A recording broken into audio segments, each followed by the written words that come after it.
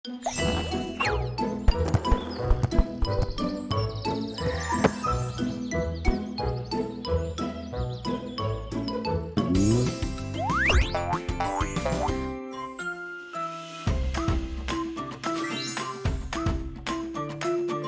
мэцгаана уу хүмүүстээ. Соёлын үеийн үндэсний төв Starlit-тэй хамтран бүтээгдэж буй ухаан цонхор нэвтрүүлэг маань эхлэхэд бэлэн боллоо. Хүүхэд багчуу та бүхэнд сонирхолтой сургамжтай үлгэр ярьж өгөхөөр Монгол улсын соёлын тэргүүний ажилтан Инх Туяа багш маань хүрэлцэн ирсэн байна. Сайн байна уу багш? Амар байцгаана уу хүүхдүүдээ. Амар байна уу багш? Багш та өнөөдөр бидэнд ямар үлгэр ярьж өгч байна? Багш нь өнөөдөр хүүхдүүддээ онгиро мэлхий гэж үлгэр ярьж өгье. Энэ үлгэрийг мэдэх үү? Мэднэ. Онгиро гэхээр онгиро л амтан байх нь дээ. Ааха. Онгирж байгаад унцдаг үл. Онгирж байгаад унцдаг уу? Мэдгүй ямар ч байсан. Онгирж байгаа л нэг юм яа. Ямар ч байсан онгирч болохгүй нь тийм л үлгэр байна тийм үү? За багштайгаа гурлаа үлгэр юм шиг. Эрт үр цагт нэг нууранд хэсэг галуу мэлхийн хамт амьдардаг байж гинэ. Намар цагийн тунгалаг цэлмэг хөх огторог үед өмнө зүгийг чиглэн аялах гэж байсан хэсэг галуун сүргийн өмнөөс балчиг намагт үрд оршин насыг барсан өчүүх мөн мэлхий шүлгэлэн ийхүү өгүүлж гинэ. Балчиг намгийн ёроолд нэг насыг барах гэгч юутай уйдгартай, юутай гаслантай вэ? Хязгааргүй огторгын уудамд цэнгэн зугаацах та нарыг баясгалан багтан бахархана. Вааг гэж вааг дуулж гинэ. Гэтэл галуун сүргийн нэг нь хэлсэн гин. Аратан жигүүртэн бид химманч амтны аймгийнхан болохоор уйдгар тэр мэлхийг урамшуулж орчин дэлхийн юмсыг үзүүлж нүдийн тайлъя. Гагцхүү авч явах аргыг бодцгоё гэхэд нэгэн галуу даруй нэг бурамсны мөчр авчирч энэ мөчрийн дундаас мэлхийг зуулгая. Тэгээд хоёр үзүүрээс нь бид хоёр дамны гэж гин. Галуун сүрэг түүнийг зөвшөөрөн бурамсны мөчрийг аманд нь зуулгаж хүчрхэг хоёр галуугаар дамнуулан нисэн одож гинэ. Ийхүү мэлхий аялаж явахдаа би ч бас гайхамшигтай юм да. Далавчгүй байдлаа зэллэн нисэж яваад жигүүртнүүдийн магнад нь явж байх чинь гэж бодож гин. Гэтэл хот айлын дээгүүр галуун суваад зэллэн өнгөртөл хүүхэд шуухад амтэн хүн тэднийг үзэж "Хөөе харуу таминэ. Тэр хоёр галуу мэлхийг авч явахыг нь хараач. Яасан уран аргатай ухаантай галуунууд вэ?" гэж шагшин магтаж гайхалдан шуугилдахад мэлхий дотроо галуунуудыг гайхаж магтаад байхаар юу байдаг байна гэж бодож гин. Гэтэл намгийн мэлхийнүүд бас галуун цувааг харж шуугилдахад мэлхий төвчж ядан бусад нөхөдөө гайхуулан "Би энэ аргыг олсон юм. Миний эр чадлын хүч" гэж хэлэх гээд би миний гэж амаа ангайтал зууж явсан бургасныхаа мөчрөөс салж газартаа бяцунаж олон нөхдийнхөө өмнө хөгөөд илгэсэн юм гинлээ. За яасан байх нь хүүхдүүдээ? Өнгөрснөөсөө болоод газар унсан тийм үү? Тий. Өөртөө бардаж юу гэж хэлэх гэжсэн бэлээ? Би Галуунууд мэлхийг авч явна гэж шуугилдсан чинь би өөрийгөө би мундаг тулдаал энэ тэнгэрийн амьтдын одоо урд нь гараад би ингээд нисээ явж ийн гэж гайхуулаад энэ аргыг би гэж жагаад өнгөрч хэлэх гэж жагаад амдаа зуужсэн модаалдаад газар унсан байх нь тийм үү? Тэгэхээр хүүхдүүдээ найз нөхдөдөө хамт олондоо өнгөрч сагсурч болохгүй нэ гэдгийг энэ үлгэрээрээ хэлж сургасан байна. Тийм үү хүүхдүүдээ? Тий. Монгол ардын үлгэр маань хүүхэд багчуудад маань төлөвшөл, хүмүүжил, ертөнцийг үзэл, олон сайхан зүйл дээр ингэж эергээр нөлөөлж хүмүүжүүлж өгдөг юм аа. Нэвтрүүлгийн маань дараагийн болон эхлэж байна.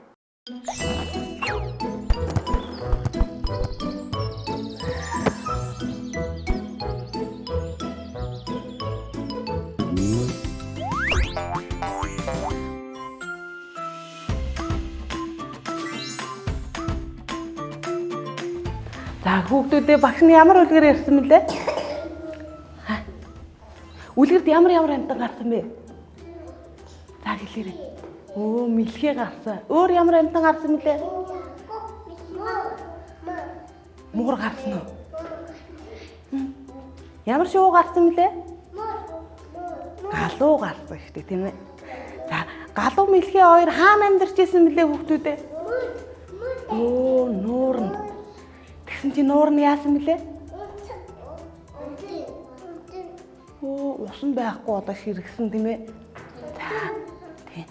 Тэгээд галуу мэлхий хоёр найз галууга дагуулаад хаашаа явж исэн мөлий? Хаашаа явж исэн мөлий? Оо, устаа хоол нуурн руу явж исэн тий. Тэгсэн чи юу тохиолдсон бэ? Унтсан. Хий унсан? Мэлхий яагаад унтсан болоо?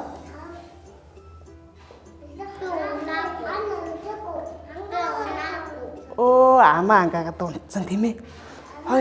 Хоёр галуу найз нь амаа битгий ангаагаараа гэж хэлэхэд мэлхий яасан мөлий? Унтсан тийм ээ. Амаа ангаагаад унтсан. За тэгвэл хүүхдүүдээ. Энэ юуны зураг вэ? Энэ юуны зураг вэ? Энэ юу илээ? Үлгэрт гардаг ямар амьтан мөлий? Нэрийг хэлээрэй. Ямар амьтан мөлий? Оо, мэлхий штэ тий. За тэгвэл өнөөдөр бүгдээрээ мэлхийг будаа идэх үү? За багш минь яаж будах аргачлалыг та нарт зааж өгнө. Багштай сайн харж байгаарай. Энэ мэлхий ямар өнгөтэй лээ? Оо, ногоон өнгөтэй тийм ээ. За тэгвэл багш нь энд нь хар ногоон өнгийн гуаш хийцэн байгаа. За хар ногоон өнгийн гуашаараа энэ мэлхийний энэ дээр байгаа цэгнүүдтэй гарынхаа өндгөр будаа идэх үү? За гуашинда гарныхаа өндгийг хүргээд за зурган дээрээ ингэж бодно шүү. За юу хүүхдүүдээ. За ингэж бодно шүү. Чадах уу? Өө чадна. За тэгвэл бүгдээрээ хамтдаа мэлхий бодох уу? За тэгвэл ширээнлүгээс хамтлаа харуулаа суучаараа манай хүүхдүүд. Юу бодох гэж байгаа илээ бүгдээрээ? Мэлхий. Оо мэлхий бодох гэж байгаа тийм ээ. За бодороо хөштэй. За багш нь яаж бодно гэсэн мөлий?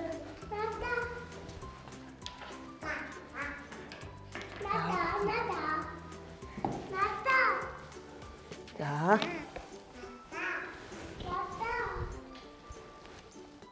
За багш нь зааж өгөө.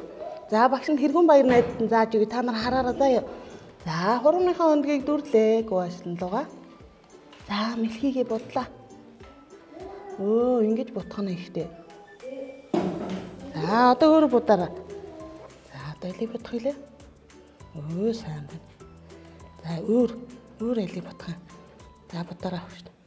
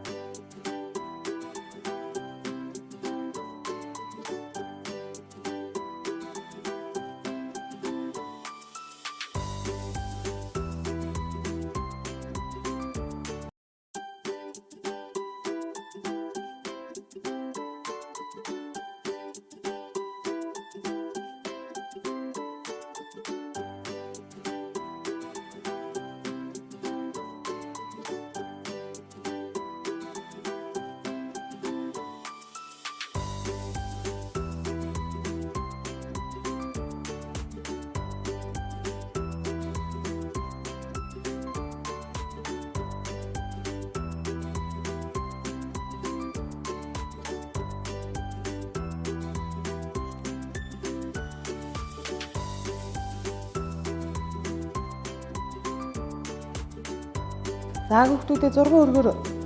Зурсан зургуудаа ингээд дээшээ өргөрөө. Багш нь харъя.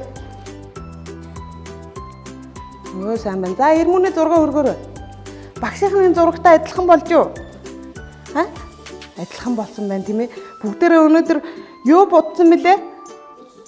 Мэлхий. Тийм ээ. Мэлхий ямар өнгөтэй байна? Ногоо өнгөтэй байна тийм ээ. Энэ мэлхий ямар үлгэр дээр гардаг вүлээ? За хэлээрэй. Ямар үлгэр ярьж өгсөн мөлий багш нь? Мартцсан уу? За өнгөрөө мэлхий гэдэг үлгэр ярьж өгсөн тийм ээ. За хичээл дэвтэрт оролцсон хүүхдүүдтэй баярлалаа.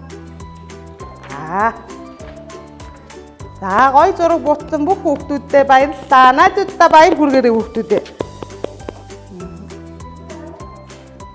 За Ирмү ингээрэй. Ган хөлөг ингээрэй. Өнөөдөр хүүхэд багчуудаа сонирхолтой сургамжтай үлгэр ярьж өгсөн багштаа баярлалаа. Баярлалаа. Ухаан цонхор нэвтрүүлэгтэй хамт байсан үзэгч та бүхэндээ баярлалаа. Дараагийн дугаар хүртэл баяр таа.